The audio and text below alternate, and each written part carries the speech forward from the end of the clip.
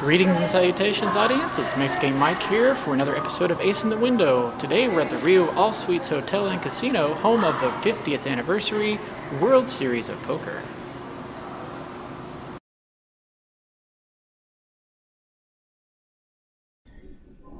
Greetings and salutations, Ace in the Window audience. Today I am here with Wayne Chiang of Live at the Bike, Bicycle Casino in Los Angeles. We are in Los Angeles. You might recognize the wall behind us. Sometimes you do see this as part of the Live at the Bike program. Wayne, of course, is affiliated here with the Bicycle Casino and is a regular commentator and player on Live at the Bike. And go ahead and tell us a little bit more.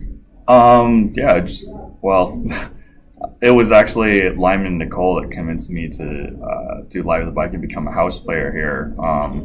We all have similar backgrounds. We all start from the bottom, like low stakes, and then moved up, played online live, and then they were a lot wiser than I was and just got subsidized. And with Live at the Bike and being house players, Lyman's a host, and then basically life advice wise, I owe Lyman like everything, man. I don't know what more to say. Like, I was a high stakes crusher back then. I can't cut it now, but I mean, I'm not like hardcore trying, but it's just like, it's so much better to be subsidized, because if the whole point of poker is to like make money or have a cushy job or a retirement job, which nowadays, like, dude, the job landscape is really tough, even if you're really good at what you do.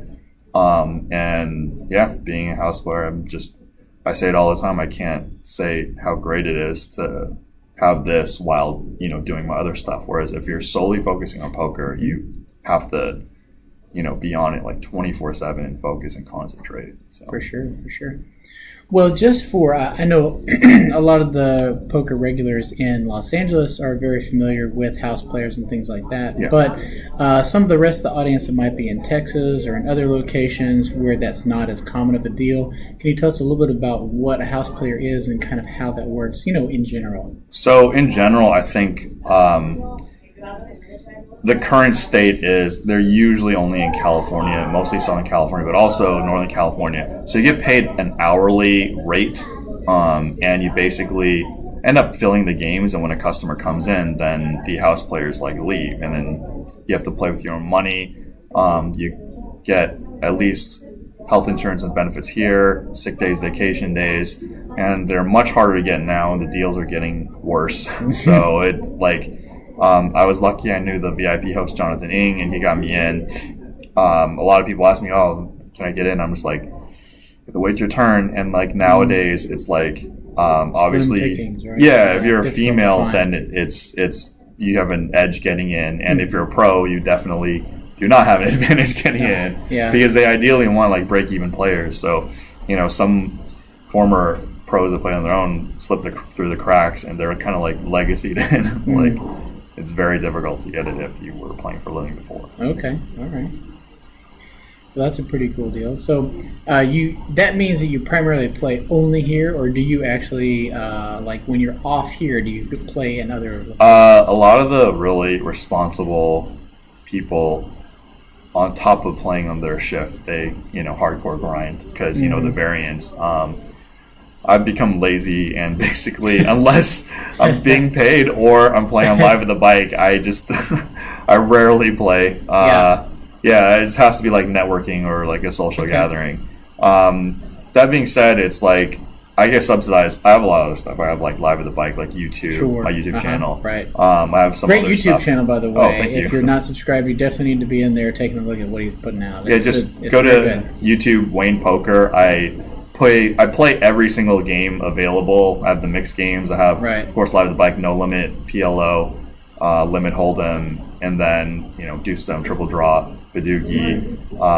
It's technically a gaming one in general. It's just kind of a history of all my gaming, because I used to be really into esports, and I'm going to get back into it. But it's primarily filled with a lot of Live at the Bike content, because I have to just do stuff. You're a former Starcraft champion or something like that? Is that right? I was the first Starcraft Blue War world champion, and that's, the highest esports accomplishment I've done. I've been number 1 ranked in like other games, but after a certain age point, you're just like, okay, I got to grow up and move on. That's great, but yeah, right.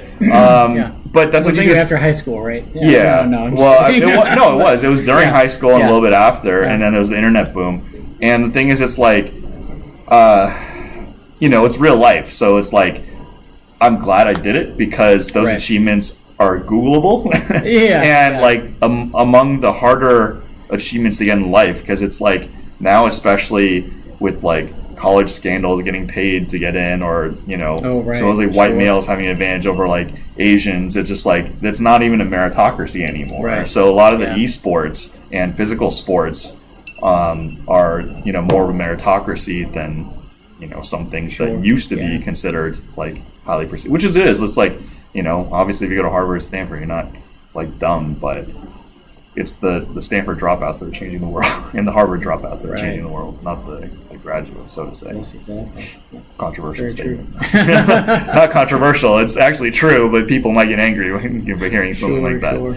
But well, so the typical game you play here, if I remember right, is the 20-40 limit hold'em, and then they also move you around to different games as needed, or? I started as a 40-80 limit prop.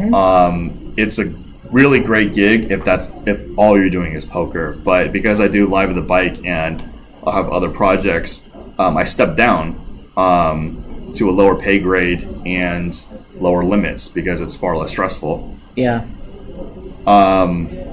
There's not much to say about that. It's like, if I was only doing poker, I would totally be as high of a prop, like stakes-wise, as possible because there's different pay grades. All right. Cool deal. And then you mentioned the other mixed games as well. Certainly that's something we have in common, and we've discussed that, over the last couple of years on a video here or there, or a play you made here or there that you showed on your channel, things like that. So do you have a particular game that you enjoy playing? I mean, obviously you're propping for money, right? But when you're just kind of doing recreational, what do you? I mean, I don't give that much action. I just give slightly above, like a little bit of action in the mixed games, just because it's like, I know it's slightly less EV, but it's like whatever. So basically, the priority is limit hold'em is what's needed for house players the most, because people tend to not play shorthanded. So if you're a house player for no limit, which they don't give away unless it's like a special case, except for like people like Ryan Feldman or something like that who are doing Live at the Bike, it's a lower pay grades, and they actually don't give them away unless it's a special case. So that's why when people are like, oh, limit sucks, I'm like, well, if you want to do this for a living, you're either gonna like play on your own, or you can do this like cushy thing, for basically you prop until you die, I guess. Right. Like there's a guy with electrical engineering masters, Paul. He's 70 years old. He's still propping. By the way, a lot of the props are really highly educated. I mentioned this on Live at the Bike before. Like one guy's a Juilliard Masters, two people went to law school, one guy went to Berkeley, one guy was a programmer. Yeah, it's just like for people who go through like higher education, this stuff is kind of like child's play. All you have to do is pretty much show up on time and just like be responsible. And just like the landscape for other jobs is just, it's been really tough. It's like if you made it, then people are like, oh yeah, all you have to do is work hard and make it. It's like, all right, dude, like not everyone can do that. Like the same thing, like people comment to me, they're like, how do you do 4 hours of commentary? Like, I'm like, yeah, it's hard, not everyone can do it. Yeah, exactly, right. There's a lot of stuff I do, it's like not everyone can do, and everyone's got different skill sets, and there's like so many things that I can't do either. Just guys, figure out what you can do and just go for it. Absolutely. Speaking of doing 4 hours of commentary, that gives me a little transition to talk about RoundersLIVE, which I haven't mentioned yet. Obviously, Live at the Bike is the king here, so I don't want to spend too much time in the Live at the Bike room talking about RoundersLIVE, but I have to at least mention it. It's an alternative streaming program that is going to be putting out live poker one night a week for now, every Tuesday night. And it does feature no hole cards yet. We're still working on that, but we do have commentary. So we have several commentators that are volunteering, including myself, Al, and JT, who is doing really well with commentary. He is one of our volunteers that came from the Omaha side of things, or plays mostly Omaha, I should say. And he's done really well with commentary. It's been really fun to listen to him. And you know, all the commentators have actually done a pretty good job. But it's not easy, especially, you know, when you get to see the whole cards, you get to do a little more theory analysis on how they're looking at their hand and how they're reviewing things. When you don't have the whole cards, you're really just looking at betting patterns and timing patterns and, you know, what do I think he has based on the board or based on his position or things like that. So it's a little bit different analysis, and it's a little less accurate, of course, because we don't really know. It's a lot more guessing. So I like the challenge when. Okay, thank you. Sometimes the graphics go out, and I like the challenge occasionally, but I wouldn't want it like all the time. Right. One time, like the cards went out for an entire show, and Weez and I like did the whole thing, and we kept it going. Yeah. But that's a testament to how strong Weezy and Wade is. I remember that one. What's a good combo? It's a good duo. Yeah. Yeah. And there was one where the stream cut out for like 45 minutes, but you can still hear me. So I still retain like 75% of the audience and just like screwing around. So. You know. Oh, that's great. I mean, that's the thing about like, you know, doing, you know, being quick on your feet, and that's part of the commentary, the live stream commentary, because like the World Series of Poker and like the WPT, it's all post production. So it's just a completely different format. Yep, definitely. So it's a good challenge for you guys to do it, but it's like. I mean, it's a totally different thing because you're kind of guessing what people have and stuff like that, and like I'm like, you know, we're always supportive of other kinds of content. Like other people view it as a competition. Like no, there needs to be as much content as possible, and that's exactly the way I see it. You know, we need options, we need choices. Yeah. The market is big and wide. There are plenty of people out there. You know, a lot of people in my audience, I tell them, it's. The show we're doing is kind of like Live at the Bike, and they're like, what's Live at the Bike? And I'm like, hold on, let me tell you, you know, give me a second, I can educate on two things at once, because I can get you to watch my show and I can get you to watch Live at the Bike too. So we're just trying to go wide with like exposure and stuff, and you know, Live at the Bike really exploded in the last couple of years too. So I mean, like poker is about awareness, and like some of the pros have mentioned, it's like hurting the game. Like if you don't expose things to people and help them come along, then nope, they're done. Like once you skin a sheep, they're done. So one of the things like these training sites, even and these streams and like the World of Poker, the WPT, even though the game makes the game harder, it's like if you don't have this stuff, people are just gonna leave. You're gonna lose interest. Every single like subject matter needs content so people stay interested, or else it's just going to flame out. So I think that they don't realize that it's like this stuff keeps it going, and like if like commentators or shows like constantly feed information to the public, then they get a little bit more, and then they try a little more, and they grow. I don't know what to say. Well, and speaking of content, we were both a fan of the old Abe Limon show, PokerSesh, which used to be here on the Live at the Bike channel. You were a regular calling guest. You did a substitute host. You know, you were certainly active in the chat during the show, and of course you're a noted friend of Abe to begin with. So, you know, tell us a little bit about like maybe a favorite story from PokerSesh, or you know, I'm sure there's so many, but you know, I mean, Abe and I like have known each other for like 10-15 years. We didn't really become good friends until Live at the Bike. Basically, I was Busto, he was hosting PLO at the Bike, and I was just like cracking jokes at the table. He's like, Wayne, come in and crack, come into the booth, man. I'm like, I don't know. All right. And he knew about some of my other bigger like side projects, and just like him and Nicole, like I said, just credit them. They're like, Wayne, it's not about your skill, it's about longevity. This is real life, and this is what Abe always says on PokerSesh. This is real life. Like poker is not the entire world, and once they kind of introduced that concept or beat that in my head, I'm just like, oh my gosh. And it just clicked. It just like linearly, there's always a higher stake to play. Sure. And that's what kills literally everybody. Like it's 100 or 200, then it's 200, 400, then it's 400, 800, then it's 1,000, 2,000. And like, honestly, when you get older, it gets tougher and tougher because like partially there's confirmation bias with if you used to be a winner and things change, like, and those like young smart kids just like gunning after you. Right. It just like, yeah, it's not like,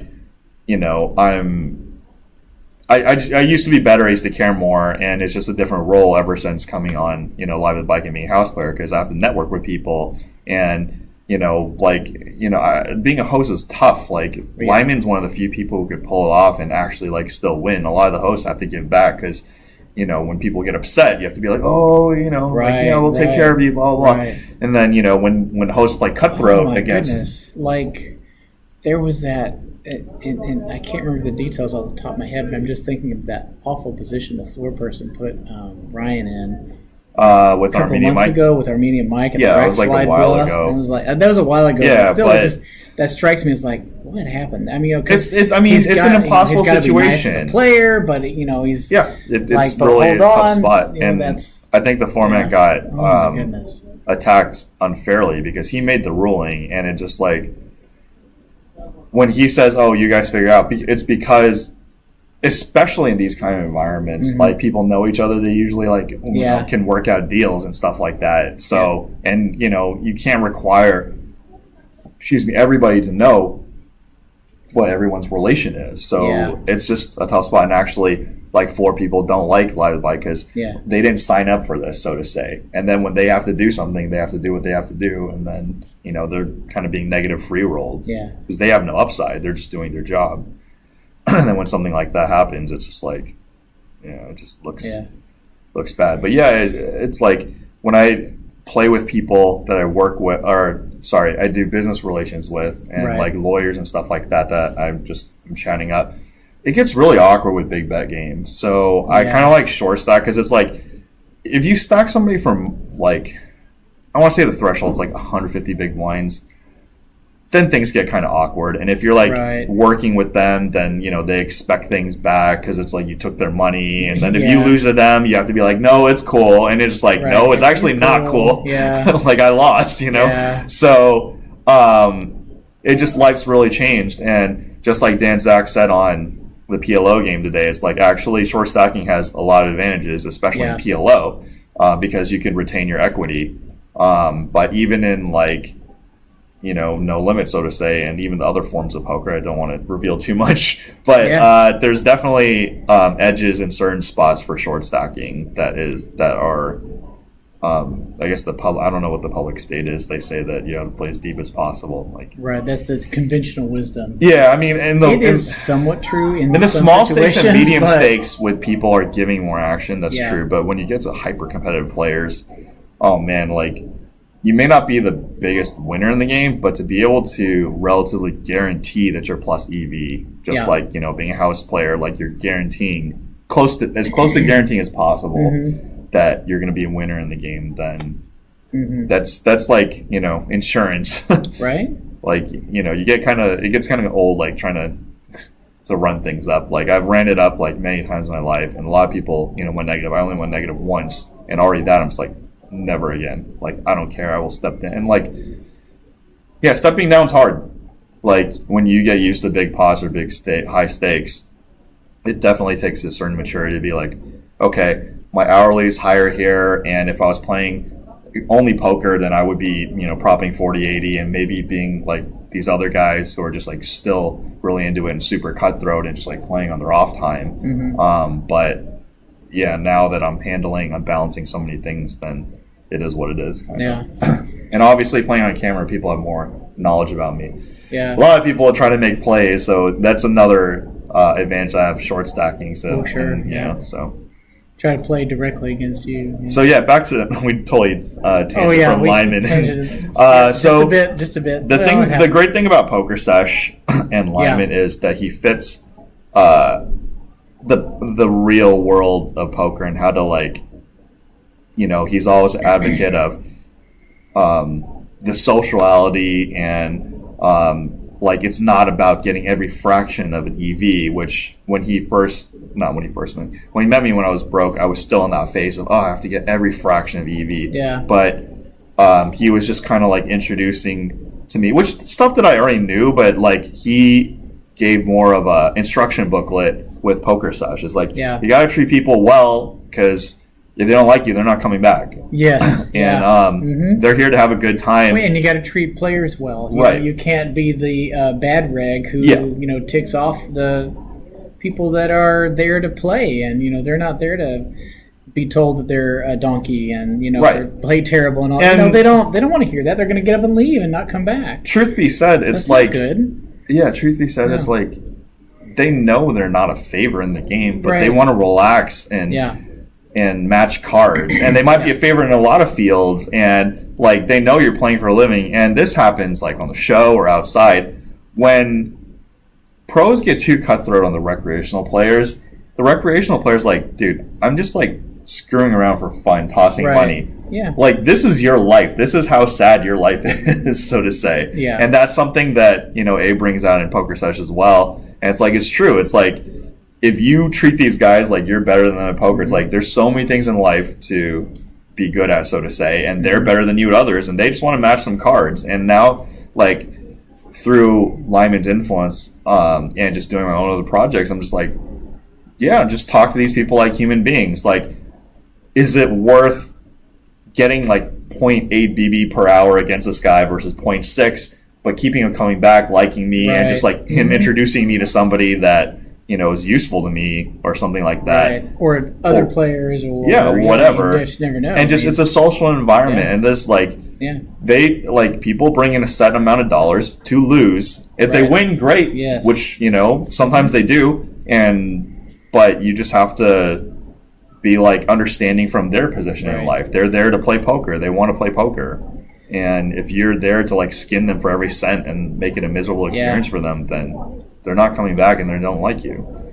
And at least one of my favorite Abe moments on PokerSesh, he said, and this is paraphrasing, but he said something like, allow players to lose the way they would like to lose. Yes, that's absolutely true. Yes. If they want to come here, they want to have a good time, they want to gamble it up, they want to chase after silly draws that don't make any sense and long odds, and occasionally hit and take down a big pot and cheer and go, yay, I won, haha, ship me the pot, whatever. Laugh with them. Right, go, okay, great hand, thanks. Yeah. Thanks for a good time. Glad you're having a good time, right? I mean, because they'll keep coming back, and it is they tough. will. Yeah, it is tough when play, you keep losing. So. Like, I've generally been known to have incredibly high tolerance, but even I snap sometimes. And I had Athena Kate on the show on Monday, and same thing. It's like she's really good natured, but when you're losing like a ton, like you're gonna snap. But just remember, try not to snap at the dealer. Try not to snap at the other player. If you're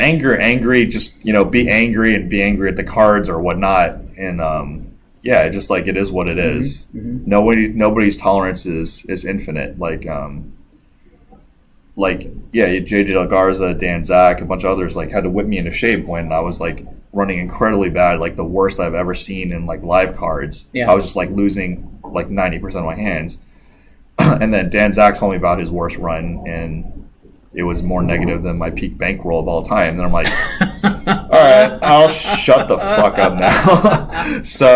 But it's true. It's you need that stuff to whip you into shape, and it's just other people have had it worse, and it can always get worse. For that's the whole part about this is real life. This isn't just poker, a single hand. It's if I have queens and Mike has ace king, and your life is on the line with one buy-in.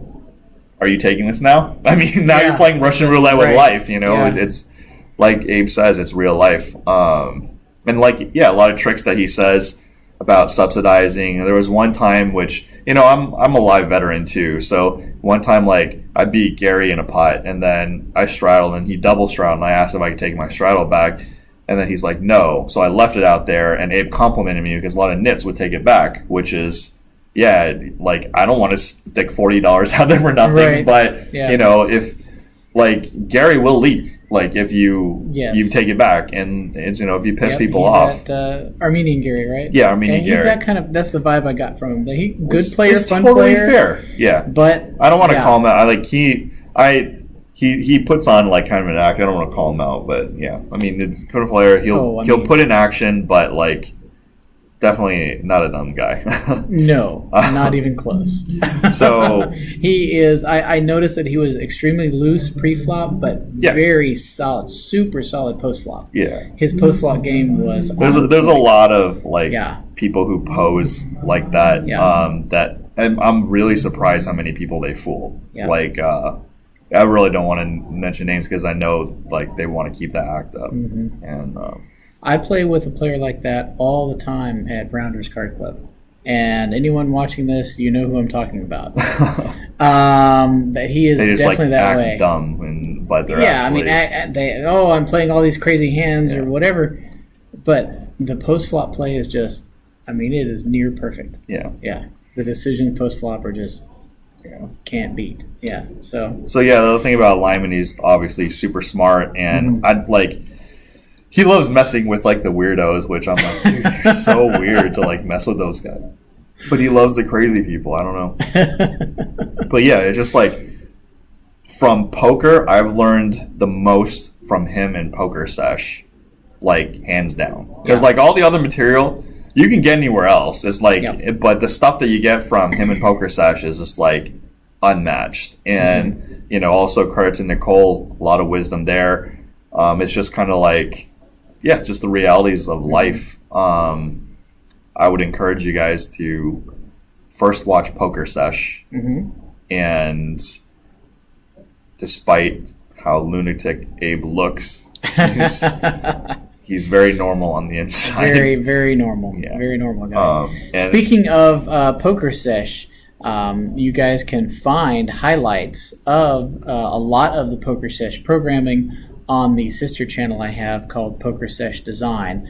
It's not on the RoundersLIVE channel where this program is, but there you can find it through links on the same page, and or you can just search PokerSesh Design in YouTube and find it that way as well. But that channel has a lot of the PokerSesh episodes chopped up into pieces and segments and things like that.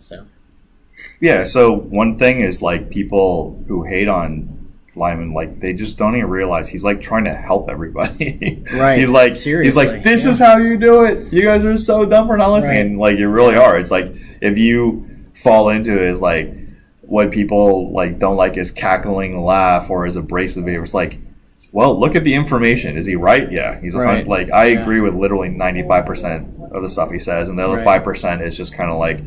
Everyone's different, so it's not like necessarily wrong, but it could be different for different people. So that's the thing. Like now, Live at the Bike gave me the Monday show, PokerCraft, and it is like a continuation of PokerSesh, which is like in the very first episode, I said, "Look, what is poker? Poker is one of two games that are like the classic games of humanity. One's chess, and the other one's poker, where people are always." Curious about and know it's an intellectual endeavor, but chess being complete information and poker being incomplete information, and it's just like even if you don't play chess or poker, you know of it, which is like it's just a part of humanity, and I just like treat it as such. So like Limon, I try to do a lot of myth busters, like when people say so this pro plays like this, and you start emulating the lower stakes. It's like, no, the low stakes, the medium stakes, and the high stakes are all played differently, and this is the reasons why. TV play for poker is not the same as like the actual grind. Even the stuff you see on Live at the Bike, even though it's a close representation of grinding in LA, it's not an accurate representation like for the full session because it's only like 4 or 5 hours long. Exactly, right. And a real session is like 8-10 hours long, and a lot of like the juicy stuff happens, like 6 hours and 10 hours in the 24-hour session. So it's like it's only like a tip of the iceberg, but it's still a better representation than say, post-production stuff like the highlights of the World Series of Poker, right? Or high stakes poker. You only get like the juicy all in hands, right? Like, okay, well that's great, but what about all those raise and then everyone folds hands, or, right? Which is great for the masses, a little bit here and there, because the masses do need to see those juicy hands, as an introduction and be like enticing, and but it's just when you're actually into this world, then hopefully PokerSesh, Live at the Bike, PokerCraft, Ace and Windows, all like bridging that stuff and be like, hold up, this isn't this like pipe dream where you just like run it up and retire and it doesn't take hard work. There's a lot of like grit and pain that goes through it too. Right, so. Absolutely, yep. So then the other thing I do is like a lot of people on the show, I just interview them about their story, their poker story, and then analyze some of their hands, and then we take phone calls, and that's another segment. And then there's going to be another style, which is basically I'll be telling poker jokes or whatever, or just like talking with certain people, just having guests like on a small scale, not like a full interview, right? And then just be like, this is the theme. What's your 3 minutes to contribute, and just have like a ton of people do that. So those are the three styles. And that's gonna be like a talking head kind of segment, or you just kind of. I'm just gonna like show, like I'm gonna pre-record like my segment and say like send it to you, and it'll be like, okay, do 1 to 3 poker jokes or casino jokes or gambling jokes, and then you just like do whatever, and just have like 50 people do, or maybe like 20 people do like a 3-minute clip, and then go from there. So it's kind of like one style is me, the monologue. The second style is me with one specific guest, and then 3 is like one theme with like a lot of people's takes. So that's basically cool. What's coming up. Yeah, but right now I just have like lined up guests like crazy. Like I just had Tina Kate, I have Barry Woods next week. Okay, cool. Ken. Yeah, I mean I have Julie Yorn, then Ramsey, Jamie Gold, Rio, Mamacita. We have like so many people lined up. Well, you have so many personalities, from the show and just from the casino in general. There's a lot of people that fans of the program, are interested in hearing more from. So that's it. We just saw Bree and Savage just just a couple minutes ago. I had Bree on the show too. Yeah, so it's just like and in my opinion, like when the audience starts seeing people as like human beings, then the toxicity like lowers. Like if you don't know something, it's so easy to rip on something like, oh, you suck, blah, blah. Right, and you like hear their background or like what they're about, and they're like, there's some people who are always going to be haters, but like it generally shifts into a better direction. And then like honestly, most of these guys are really friendly. If you just say like, oh, I saw you on Live Bike, big fan role, and they're like, oh, thank you, and just like, and even the girls, and like girls in LA have a really bad reputation for not being so friendly. So and like literally every single one I talked to, no, I should say every single. I keep saying every single one. 95% of them have been great.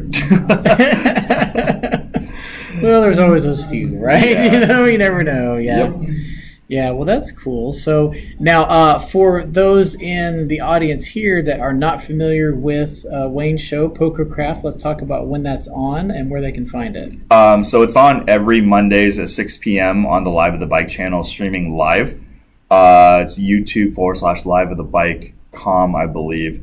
And then I will post highlights, if not some of them in entirety, but most of the time highlights of like each show, and it'll be on my YouTube. And you can just search for PokerCraft, or you can go to my channel, just search for Wayne Poker and subscribe, and go from there. Like, we're not doing this to be like, oh, big time poker. We're just like, look, this is for the poker legacy. It's like, yes, we hope it grows, but we're not looking for like, some sponsorship or running out or whatever. I just like it's for ourselves, and it's for the community, general interest in consumption, which is exactly why I'm doing Ace in the Window. It's really just in a similar way. I looked at what PokerSesh used to be, and I said, I kind of like this. I kind of wish it was back, but Abe's done. He's not doing that anymore. Okay, we gotta all cry and move on, right? So we suck up the tears, and then we, what can we do that's similar but different? So it's not a replacement, or anything like that. It's a continuation. And it's just kind of like, okay, we're both going in slightly different directions. Sure. But delivering similar, but different styles of content. I think it's just more really of like, cool. Poker is part of the real world, and this is like, how is it? And poker is going to be different for different people. Mm-hmm. And not everybody can do what you do, what I do, what Abe does, what Nicole does. And it's just it's just an example. You could go towards Mike's direction, Abe's direction, and so on, and just pick and choose what the best parts that fit are, and go from there. Because I can't do a lot of things that Abe does, and so I deal with it. You deal with what you can do. Yeah, that's important. Yeah. So, I mean, and you see, like, I see you have the thing with Andrew Nemi, Brad Owen. They're both great. I want to get Brad Owen on the show as well, but so many people are just, like, lined up, and we haven't fixed we haven't set up the call and the webcam Skype, yet. So, like, and especially because we could just get people in live, then that's something that a lot of people can't do. Like, Joe Ingram gets it in sometimes, and shout out to Joe Ingram, the poker. Absolutely. I mean, Joey Ingram is definitely PokerLive podcast. Sorry, it's like completely slipped up. Yeah. PokerLive podcast is definitely an inspiration for Ace in the Window as well. It's not just PokerSesh. It's certainly a lot of it. That's the main one I listen to. But Joe Ingram's, the conversations, the PokerLive podcast, both of those are kind of inspirational for the show, and at least my show, to see what direction it might be going. So I think we're all taking it like with the same take, but like different directions, and just like it's just to build a community, and hopefully it helps people come up. And I've seen people on Live at the Bike improve a lot. I've seen people in the chat that have been saltier before and just like improve. I'm just like, and I'm improving myself. I've been out of line on Live at the Bike sometimes too. Sure. And I'm just like, and we all are, and which all go we back can do and watch some of the hands I played. I'm like, oh no, I just mean like attitude wise. The poker mistakes, like, it's going to happen all the time. It's like being able to recognize that you made a mistake is the first step. Because the people who all say, "Oh, you play so bad," blah blah blah. It's like, oh right, Garret mentioned that in a tweet recently. It's like the people who berate other poker players are the ones that don't improve. Actually, they're like narcissists. They think that everything they do is like so great. Garrett's always saying that he's like the worst player ever, and he can't believe that he has any success. And I think he's just being a little overly humble on that one, because he's a pretty solid guy. But I understand where takes that tact. Where he's coming from, because it's like he's played like multitudes more hands than me, and much higher stakes than my peak performance. So when you start losing a lot of these pots, and then you go back and you think, and you're like, I made a mistake in those big pots, then it starts defining like your self-worth in a way, and that's something that we can't see, because when we see Garret on camera, even though he's been punked around a couple of times, we see him do above the rim, above the rim, above the rim. We're like, oh my gosh, but from his point of view, all he can see are his mistakes, and like kind of the good stuff just kind of like slips off. It's like imposter syndrome a little bit, but especially in poker, because like your mistakes are going to hurt more, because like in the real world, you make a mistake, it's like if it's a small one, you're like, okay, it's not a big deal. But then when even a small mistake leads to like losing a $200,000 pot, you can't help but be like, if I just corrected like 1, 2, 3 things, then this wouldn't have happened, so to say. So sure.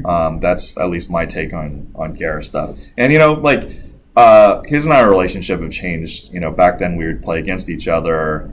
And now it's just like, he's a TV player, I'm a TV player, but I'm more on the broadcast side. He's more on the, high stakes side. So, it's just, it's different lives for everyone. I saw David Baker, who I used to play high stakes with, like many times in my life, but like half a year ago, we said hi. And then we were just like discussing, because we talk about like the broadcast side or like the World Series side and stuff like that. It's like, and it's different, because back then we're battling high stakes. I think he was on a couple of shows, but he wasn't like really, he's not like a professional TV player, so to say. He's still more of a cash game grinder, and he's doing it more for like, to get out there, put some words out, and help the community. And then we're just like, we know now it's different, and there's so many graveyards for professional poker players that have just some life flaws, and a lot of people who, like Sean Deep said this in the last Younger podcast, if you correct them, you'll be fine. Although the game is getting tougher, so you have to it's not going to be as easy as it was before. But what were the life? It's like women's spending habit, like drugs, and what was the other one? It's like pit games. Yeah, obviously, obviously pit games. Yeah. So those three, it's like if you fix, most poker players have a problem with one or more of those, and if you fix all three, then you should be like okay. And it's probably game selection too. So pretty much that's that. Like hopefully Abe's like happy with the direction I take it or whatnot, and just, like I said, own a lot from his statement. Life at the bike changes lives. I feel like he probably is. I talked to him earlier this afternoon. Dropped by the Commerce, said hi. He definitely said that he had taken a look at my show, he'd taken a look at your show, and he kind of liked the direction both of them were going. Thought they were pretty cool. Thought it was a great deal, and he's glad that the whole kind of concept is moving forward. So. Yeah, he definitely is on. He's like Iron Man. Like he set it out there, and then now he did this snap. Oh, spoilers now.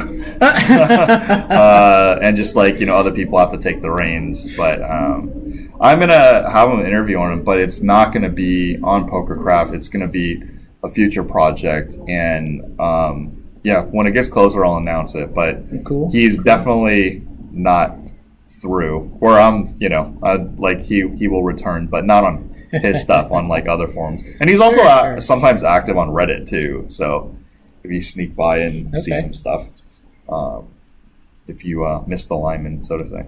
And if you haven't seen Weeze's video of the call that never was, you need to check out that one with Lyman and Doug Polk, and it's one of the most humorous poker videos because they're both coming from different worlds, and they're both standing the ground of their worlds, and really there's no beef between them, and just not really. It's not it's not truly a publicity stunt. It just it turns out to be that way. It turns into one. It turns into one, but really just they're fine without each other, and if you are a supporter of the way Doug does things, you'll be fine. If you're a supporter of the way that Lyman does things, you'll be fine. They're just literally butting heads over no reasons because they both have extreme valid points in the way that they run poker, so to say. Very true, very true. So. And at this point they're both retired from making videos anyway. That's the goal. The goal is to be retired. Yeah, they're both retired. So my minimal retirement plan is propping, but I got some other stuff. But the thing is, people have asked me if my stuff works out, would I still prop them? Probably, because why not? It's this very low stress, right? And it's just if you get subsidized this much, why would you let it go? Even if you do super well, because I'm probably not gonna be able to get it back. I mean, I may be able to get it back because of other stuff. I can be considered a draw, but most people, if you leave, you're probably not getting it back unless your reputation is really good. So, and by reputation, I mean you're responsible. You're a draw that may not be of the male gender. Which, I mean, the thing is, it's totally legit. It's it's a fair world. Obviously, casinos prefer props to be women because it draws other guys, and it calms the situation. When it's a bunch of dudes, they're yelling at each other and just whatever. It is what it is. Cool deal. Well, any other projects coming up that you wanted to talk about, or you touch on the ones that you wanted to? Yeah, just for now. Basically, as stuff of mine comes out, I'll be announcing them. I filmed on National Geographic a few weeks ago with Liv Bory, Igor Kurganov, and Alex Torelli, and it's going to be debuting December this year, 2019, on National Geographic Brain Games. Okay. So what they had us do was all of us had 3 foods, 2 shots and 1 green food. And 2 people of every round were given something nasty and 2 were given something okay. And we had to consume it and say, this tastes good. and we had to convince Ted Danson and Key and Michael Key that we did not have the nasty food. So we were all technically on the same team. We knew it because we wanted to bluff them out. And the producers were very happy with the results of the show. So. Okay. So you were basically bluffing using... Oh, come on. That's mean. Skills. That's hard. Okay. Yeah, I mean, that was the point. Okay. But, all right. But yeah, it was a really fun interesting experience. because it had to be something that you were tasting, which we all know we've tasted something awful. I mean, it just shows in your face right away. Right, exactly. So that's really tough. But it's a real visceral reaction. All I can say is we were all on the same team. That's interesting. We were all on the same team, so I was helping the people out that had bad tasting stuff.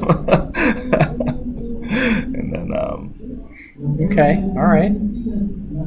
Yeah, I mean, as the other stuff comes out, we'll announce it. There's like some special lineups that I'm working on for Live at the Bike, and just like, but I'm busy, they're busy, so we have to like, get it going on, and then cool deal. Yeah, that's about it.